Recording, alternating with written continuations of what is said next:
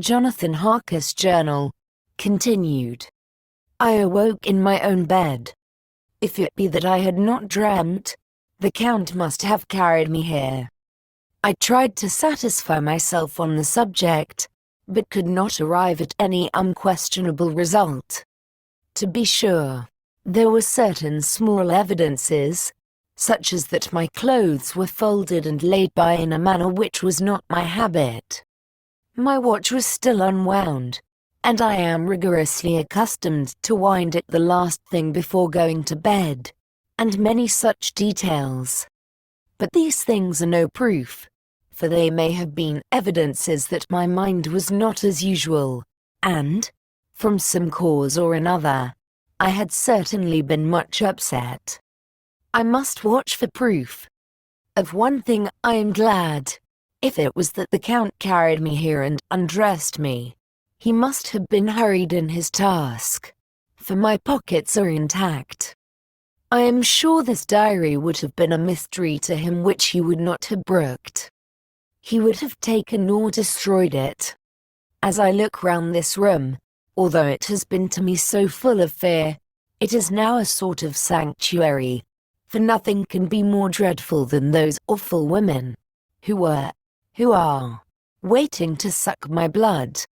The 18th of May, I have been down to look at that room again in daylight, for I must know the truth. When I got to the doorway at the top of the stairs I found it closed. It had been so forcibly driven against the jamb that part of the woodwork was splintered. I could see that the bolt of the lock had not been shot, but the door is fastened from the inside. I fear it was no dream, and must act on this surmise. The 19th of May, I am surely in the toils. Last night the Count asked me in the suavest tones to write 3 letters, one saying that my work here was nearly done, and that I should start for home within a few days, another that I was starting on the next morning from the time of the letter, and the third that I had left the castle and arrived at Bistritz. I would fain have rebelled, but felt that in the present state of things it would be madness to quarrel openly with the Count whilst I am so absolutely in his power, and to refuse would be to excite his suspicion and to arouse his anger. He knows that I know too much, and that I must not live, lest I be dangerous to him. My only chance is to prolong my opportunities. Something may occur which will give me a chance to escape. I saw in his eyes something of that gathering wrath which was manifest when he held that fair woman from him. He explained to me that posts were few and uncertain, and that my writing now would ensure ease of mind to my friends, and he assured me with so much impressiveness that he would countermand the later letters, which would be held over at Bistritz until due time in case chance would admit of my prolonging my stay. That to oppose him would have been to create new suspicion. I therefore pretended to fall in with his views, and asked him what dates I should put on the letters.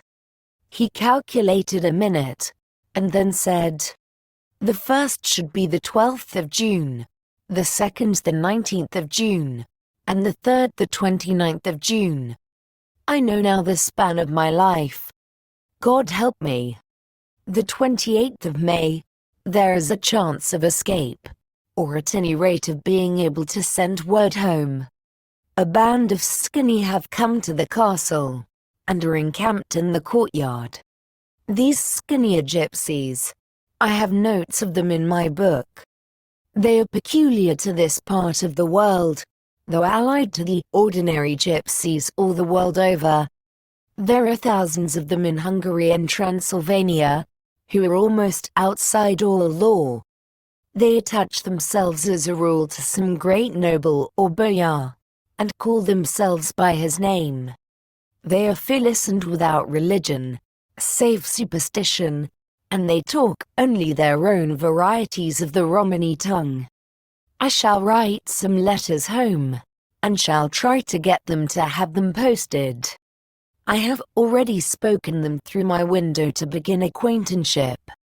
They took their hats off and made obeisance and many signs, which, however, I could not understand any more than I could their spoken language. I have written the letters.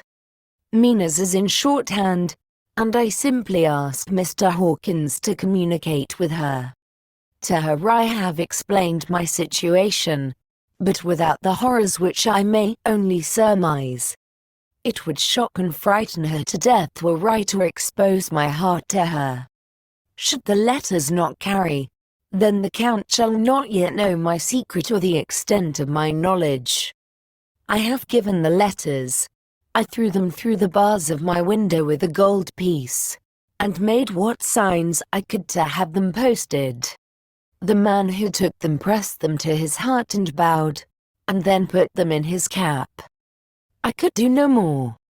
I stole back to the study, and began to read. As the Count did not come in, I have written here. The Count has come. He sat down beside me, and said in his smoothest voice as he opened 2 letters. This skinny has given me these, of which, though I know not whence they come, I shall, of course, take care. See, he must have looked at it.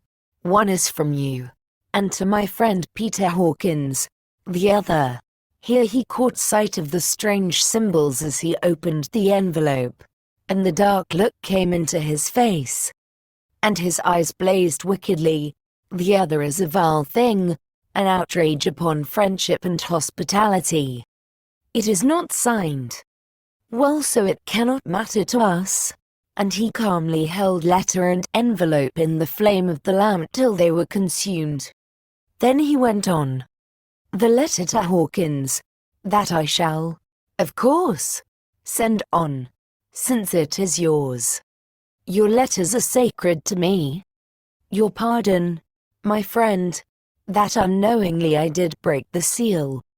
Will you not cover it again? He held out the letter to me, and with a courteous bow handed me a clean envelope. I could only redirect it and hand it to him in silence. When he went out of the room I could hear the key turn softly. A minute later I went over and tried it, and the door was locked. When, an hour or 2 after, the Count came quietly into the room, his coming awakened me, for I had gone to sleep on the sofa. He was very courteous and very cheery in his manner, and seeing that I had been sleeping, he said, So, my friend, you are tired. Get to bed. There is the surest rest. I may not have the pleasure to talk tonight, since there are many labors to me, but you will sleep, I pray. I passed to my room and went to bed, and, strange to say, slept without dreaming. Despair has its own calms. The 31st of May, this morning when I woke, I thought I would provide myself with some paper and envelopes from my bag and keep them in my pocket, so that I might write in case I should get an opportunity. But again a surprise, again a shock. Every scrap of paper was gone, and with it all my notes, my memoranda, relating to railways and travel, my letter of credit. In fact, all that might be useful to me were I once outside the castle. I sat and pondered a while, and then some thought occurred to me, and I made search of my portmanteau and in the wardrobe where I had placed my clothes. The suit in which I had travelled was gone, and also my overcoat and rug. I could find no trace of them anywhere. This looked like some new scheme of villainy. The 17th of June, this morning, as I was sitting on the edge of my bed cudgelling my brains, I heard without a cracking of whips and pounding and scraping of horses' feet up the rocky path beyond the courtyard. With joy, I hurried to the window, and saw drive into the yard 2 great lighter wagons, each drawn by 8 sturdy horses, and at the head of each pair a Slovak, with his wide hat, great nail-studded belt, dirty sheepskin, and high boots. They had also their long staves in hand. I ran to the door, intending to descend and try and join them through the main hall, as I thought that way might be open for them. Again a shock. My door was fastened on the outside. Then I ran to the window and cried to them. They looked up at me stupidly and pointed, but just then the hetman of the skinny came out, and seeing them pointing to my window, said something, at which they laughed. Henceforth no effort of mine, no piteous cry or agonized entreaty, would make them even look at me. They resolutely turned away. The lighter wagons contained great, square boxes, with handles of thick rope. These were evidently empty by the ease with which the Slovaks handled them, and by their resonance as they were roughly moved. When they were all unloaded and packed in a great heap in one corner of the yard, the Slovaks were given some money by the skinny, and spitting on it for luck, lazily went each to his horse's head. Shortly afterwards, I heard the cracking of their whips die away in the distance. The 24th of June, before morning. Last night the Count left me early, and locked himself into his own room. As soon as I dared I ran up the winding stair, and looked out of the window, which opened south. I thought I would watch for the Count, for there is something going on. The skinny are quartered somewhere in the castle and are doing work of some kind. I know it, for now and then I hear a far-away muffled sound as of mattock and spade, and, whatever it is, it must be the end of some ruthless villainy. I had been at the window somewhat less than half an hour, when I saw something coming out of the Count's window. I drew back and watched carefully, and saw the whole man emerge. It was a new shock to me to find that he had on the suit of clothes which I had worn whilst travelling here, and slung over his shoulder the terrible bag which I had seen the women take away. There could be no doubt as to his quest, and in my garb, too. This, then, is his new scheme of evil, that he will allow others to see me, as they think, so that he may both leave evidence that I have been seen in the towns or villages posting my own letters, and that any wickedness which he may do shall by the local people be attributed to me. It makes me rage to think that this can go on, and whilst I'm shut up here, a veritable prisoner, but without that protection of the law which is even a criminal's right and consolation. I thought I would watch for the Count's return, and for a long time sat doggedly at the window. Then I began to notice that there were some quaint little specks floating in the rays of the moonlight. They were like the tiniest grains of dust, and they whirled round and gathered in clusters in a nebulous sort of way. I watched them with a sense of soothing, and a sort of calm stole over me. I leaned back in the embrasure in a more comfortable position, so that I could enjoy more fully the aerial gambolling. Something made me start up. A low, piteous howling of dogs somewhere far below in the valley, which was hidden from my sight. Louder it seemed to ring in my ears, and the floating motes of dust to take new shapes to the sound as they danced in the moonlight. I felt myself struggling to awake to some call of my instincts. Nay, my very soul was struggling, and my half-remembered sensibilities were striving to answer the call. I was becoming hypnotized. Quicker and quicker danced the dust. The moonbeams seemed to quiver as they went by me into the mass of gloom beyond. More and more they gathered till they seemed to take dim phantom shapes. And then I started, broad awake and in full possession of my senses, and ran screaming from the place. The phantom shapes, which were becoming gradually materialized from the moonbeams, were those of the three ghostly women to whom I was doomed. I fled, and felt somewhat safer in my own room, where there was no moonlight and where the lamp was burning brightly. When a couple of hours had passed, I heard something stirring in the Count's room, something like a sharp wail quickly suppressed, and then there was silence, deep, awful silence, which chilled me. With a beating heart, I tried the door, but I was locked in my prison, and could do nothing. I sat down and simply cried. As I sat, I heard a sound in the courtyard without, the agonized cry of a woman. I rushed to the window, and throwing it up, peered out between the bars. There, indeed, was a woman with disheveled hair, holding her hands over her heart as one distressed with running. She was leaning against a corner of the gateway. When she saw my face at the window, she threw herself forward, and shouted in a voice laden with menace, "Monster, give me my child." She threw herself on her knees, and raising up her hands, cried the same words in tones which wrung my heart. Then she tore her hair and beat her breast, and abandoned herself to all the violences of extravagant emotion. Finally, she threw herself forward, and, though I could not see her, I could hear the beating of her naked hands against the door. Somewhere high overhead, probably on the tower, I heard the voice of the Count calling in his harsh, metallic whisper. His call seemed to be answered from far and wide by the howling of wolves. Before many minutes had passed, a pack of them poured, like a pent-up dam when liberated, through the wide entrance into the courtyard. There was no cry from the woman, and the howling of the wolves was but short.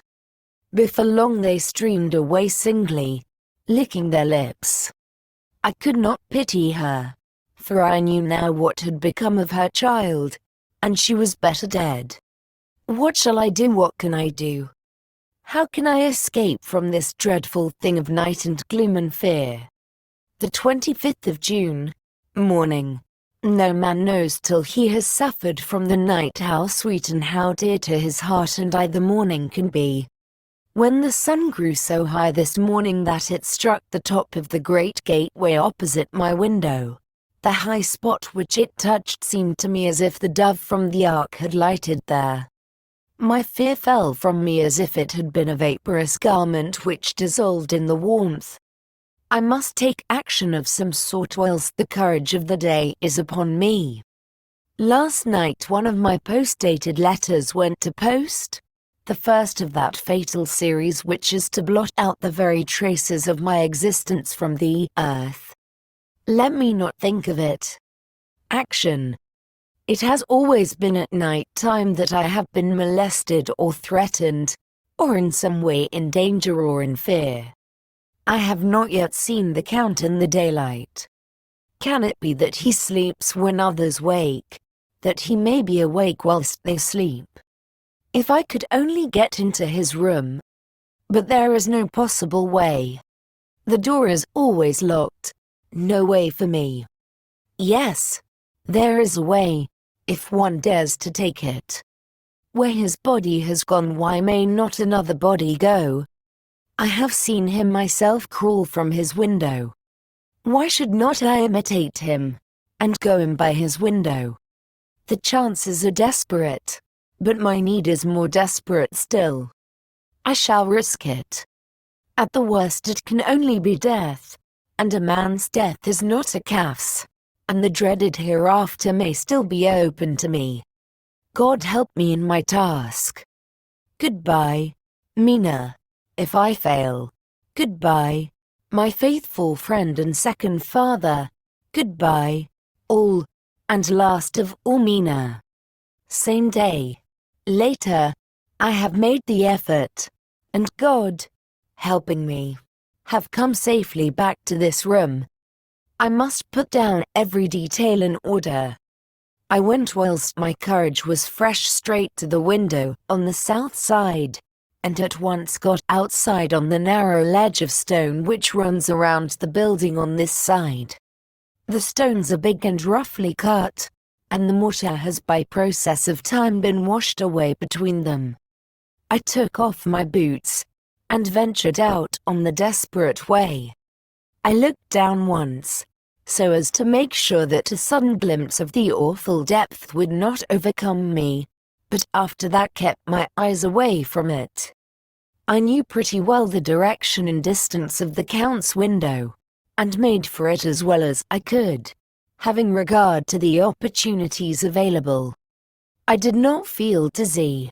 I suppose I was too excited, and the time seemed ridiculously short till I found myself standing on the windowsill and trying to raise up the sash. I was filled with agitation, however, when I bent down and slid feet foremost in through the window. Then I looked around for the Count, but, with surprise and gladness, made a discovery. The room was empty. It was barely furnished with odd things, which seemed to have never been used. The furniture was something the same style as that in the south rooms, and was covered with dust. I looked for the key, but it was not in the lock, and I could not find it anywhere. The only thing I found was a great heap of gold in one corner, gold of all kinds, Roman, and British, and Austrian, and Hungarian, and Greek and Turkish money, covered with a film of dust, as though it had lain long in the ground. None of it that I noticed was less than 300 years old. There were also chains and ornaments, some jeweled, but all of them old and stained. At one corner of the room was a heavy door. I tried it, for, since I could not find the key of the room or the key of the outer door, which was the main object of my search, I must make further examination, or all my efforts would be in vain. It was open, and led through a stone passage to a circular stairway, which went steeply down. I descended, minding carefully where I went, for the stairs were dark, being only lit by loopholes in the heavy masonry. At the bottom there was a dark, tunnel-like passage, through which came a deathly, sickly odor, the odor of old earth newly turned. As I went through the passage the smell grew closer and heavier. At last I pulled open a heavy door which stood ajar, and found myself in an old, ruined chapel, which had evidently been used as a graveyard. The roof was broken, and in two places were steps leading to vaults, but the ground had recently been dug over, and the earth placed in great wooden boxes, manifestly those which had been brought by the Slovaks. There was nobody about, and I made search for any further outlet, but there was none. Then I went over every inch of the ground, so as not to lose a chance. I went down even into the vaults, where the dim light struggled, although to do so was a dread to my very soul. Into two of these I went, but saw nothing except fragments of old coffins and piles of dust. In the third, however, I made a discovery. There, in one of the great boxes, of which there were 50 in all, on a pile of newly dug earth, lay the Count. He was either dead or asleep. I could not say which, for the eyes were open and stony, but without the glassiness of death, and the cheeks had the warmth of life through all their pallor. The lips were as red as ever. But there was no sign of movement, no pulse, no breath, no beating of the heart. I bent over him, and tried to find any sign of life, but in vain. He could not have lain there long, for the earthy smell would have passed away in a few hours. By the side of the box was its cover, pierced with holes here and there. I thought he might have the keys on him, but when I went to search I saw the dead eyes, and in them, dead though they were, such a look of hate, though unconscious of me or my presence, that I fled from the place, and leaving the Count's room by the window, crawled again up the castle wall. Regaining my room, I threw myself panting upon the bed and tried to think. The 29th of June. Today is the date of my last letter, and the Count has taken steps to prove that it was genuine. For again I saw him leave the castle by the same window, and in my clothes. As he went down the wall, lizard fashion, I wished I had a gun or some lethal weapon, that I might destroy him, but I fear that no weapon wrought alone by man's hand would have any effect on him. I dared not wait to see him return, for I feared to see those weird sisters. I came back to the library, and read there till I fell asleep. I was awakened by the Count, who looked at me as grimly as a man can look as he said, "Tomorrow, my friend, we must part. You return to your beautiful England, I to some work which may have such an end that we may never meet. Your letter home has been dispatched. Tomorrow I shall not be here, but all shall be ready for your journey. In the morning come the skinny, who have some labors of their own here, and also come some Slovaks. When they have gone, my carriage shall come for you, and shall bear you to the Borgo Pass to meet the diligence from Bukovina to Bistritz. But I am in hopes that I shall see more of you at Castle Dracula." I suspected him, and determined to test his sincerity. Sincerity. It seems like a profanation of the word to write it in connection with such a monster, so asked him point blank, "Why may I not go tonight?" "Because, dear sir, my coachman and horses are away on a mission. But I would walk with pleasure. I want to get away at once." He smiled, such a soft, smooth, diabolical smile that I knew there was some trick behind his smoothness. He said, "And your baggage?" "I do not care about it. I can send for it some other time."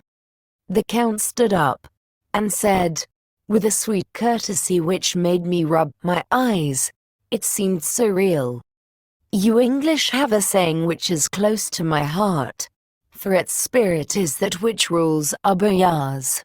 Welcome the coming, speed the parting guest. Come with me, my dear young friend. Not an hour shall you wait in my house against your will, though sad am I at your going, and that you so suddenly desire it. Come with a stately gravity." He, with the lamp, preceded me down the stairs and along the hall. Suddenly he stopped. Hark! Close at hand came the howling of many wolves. It was almost as if the sound sprang up at the rising of his hand, just as the music of a great orchestra seems to leap under the baton of the conductor. After a pause of a moment, he proceeded, in his stately way, to the door, drew back the ponderous bolts, unhooked the heavy chains, and began to draw it open. To my intense astonishment I saw that it was unlocked. Suspiciously, I looked all round, but could see no key of any kind. As the door began to open, the howling of the wolves without grew louder and angrier, their red jaws, with champing teeth, and their blunt-clawed feet as they leaped, came in through the opening door. I knew then that to struggle at the moment against the Count was useless. With such allies as these at his command, I could do nothing. But still the door continued slowly to open, and only the Count's body stood in the gap. Suddenly it struck me that this might be the moment and means of my doom. I was to be given to the wolves, and at my own instigation. There was a diabolical wickedness in the idea great enough for the Count, and as a last chance I cried out, "Shut the door! I shall wait till morning," and covered my face with my hands to hide my tears of bitter disappointment. With one sweep of his powerful arm, the Count threw the door shut, and the great bolts clanged and echoed through the hall as they shot back into their places. In silence we returned to the library, and after a minute or two I went to my own room. The last I saw of Count Dracula was his kissing his hand to me, with a red light of triumph in his eyes, and with a smile that Judas in hell might be proud of. When I was in my room and about to lie down, I thought I heard a whispering at my door. I went to it softly and listened. Unless my ears deceived me, I heard the voice of the Count. Back, back, to your own place. Your time is not yet come. Wait. Have patience. Tonight is mine. Tomorrow night is yours. There was a low, sweet ripple of laughter, and in a rage I threw open the door, and saw without the three terrible women licking their lips. As I appeared they all joined in a horrible laugh, and ran away. I came back to my room and threw myself on my knees. It is then so near the end. Tomorrow. Lord, help me, and those to whom I am dear. The 30th of June, morning. These may be the last words I ever write in this diary. I slept till just before the dawn, and when I woke threw myself on my knees, for I determined that if death came he should find me ready.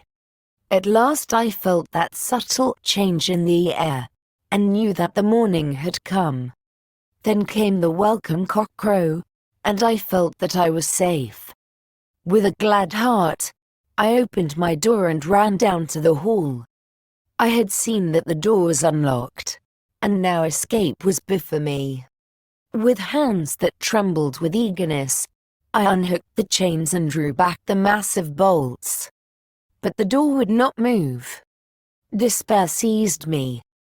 I pulled and pulled at the door, and shook it till, massive as it was, it rattled in its casement. I could see the bolt shot. It had been locked after I left the Count. Then a wild desire took me to obtain that key at any risk, and I determined then and there to scale the wall again and gain the Count's room. He might kill me, but death now seemed the happier choice of evils. Without a pause, I rushed up to the east window, and scrambled down the wall, as before, into the Count's room. It was empty, but that was as I expected. I could not see a key anywhere, but the heap of gold remained. I went through the door in the corner and down the winding stair and along the dark passage to the old chapel. I knew now well enough where to find the monster I sought. The great box was in the same place, close against the wall, but the lid was laid on it, not fastened down, but with the nails ready in their places to be hammered home. I knew I must reach the body for the key, so I raised the lid, and laid it back against the wall, and then I saw something which filled my very soul with horror. There lay the Count, but looking as if his youth had been half renewed, for the white hair and moustache were changed to dark iron grey, the cheeks were fuller, and the white skin seemed ruby red underneath. The mouth was redder than ever. For on the lips were gouts of fresh blood, which trickled from the corners of the mouth and ran over the chin and neck. Even the deep, burning eyes seemed set amongst swollen flesh, for the lids and pouches underneath were bloated. It seemed as if the whole awful creature was simply gorged with blood.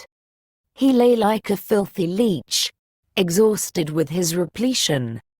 I shuddered as I bent over to touch him, and every sense in me revolted at the contact. But I had to search, or I was lost. The coming night might see my own body a banquet in a similar way to those horrid three. I felt all over the body, but no sign could I find of the key. Then I stopped and looked at the Count. There was a mocking smile on the bloated face which seemed to drive me mad. This was the being I was helping to transfer to London, where, perhaps, for centuries to come he might, amongst its teeming millions, satiate his lust for blood, and create a new and ever-widening circle of semi-demons to batten on the helpless. The very thought drove me mad.